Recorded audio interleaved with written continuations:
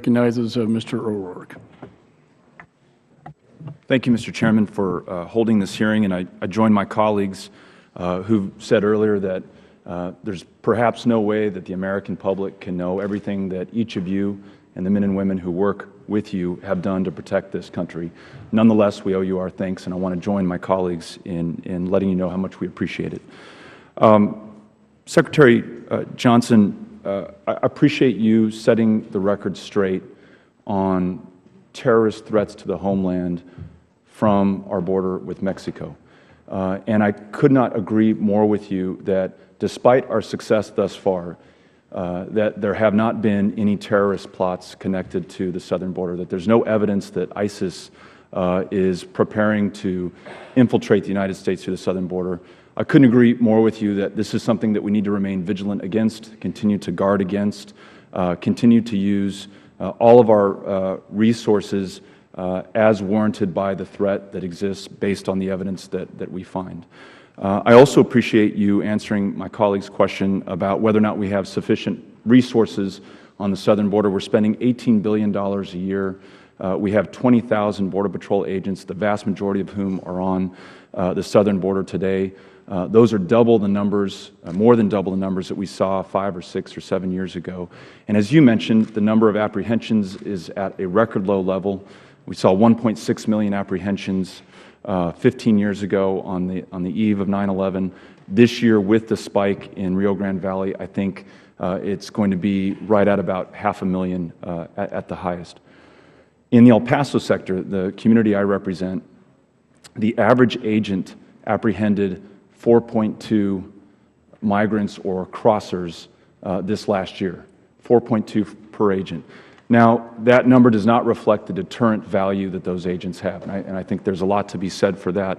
But you also said earlier that while we have sufficient federal resources there, we could use more. You mentioned the Senate proposal, which I think was to add another 20,000 agents on the border.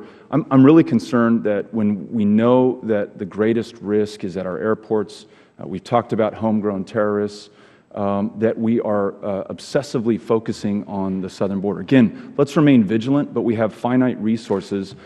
We should apply them where we have the greatest threats based on established risks that we've been able to determine. Would love to get your thoughts on that comment. Most people would endorse the notion of a risk-based strategy to Homeland Security, border security, aviation security. We focus resources where we believe the risk exists. It's an effective, efficient use of taxpayer dollars. In aviation security, for example, we made the judgment to develop the TSA PreCheck program where we focus resources on the population we know less about. And the Border Patrol experts that I've talked to also endorse that approach. And so with additional personnel, additional boots on the ground on the border comes surveillance technology, the ability to monitor what's going on the southwest border, to know where the threat areas are, because they do migrate, they do move around. We had a challenge this summer in South Texas. And so I continually, with our Border Patrol personnel, look at where are the threat areas, how has it evolved.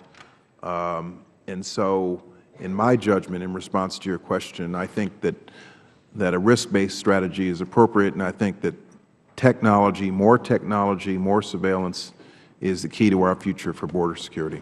And just following on your comments, my colleague sought analogy in previous conflicts to apply to this threat from terrorists who might want to enter the homeland.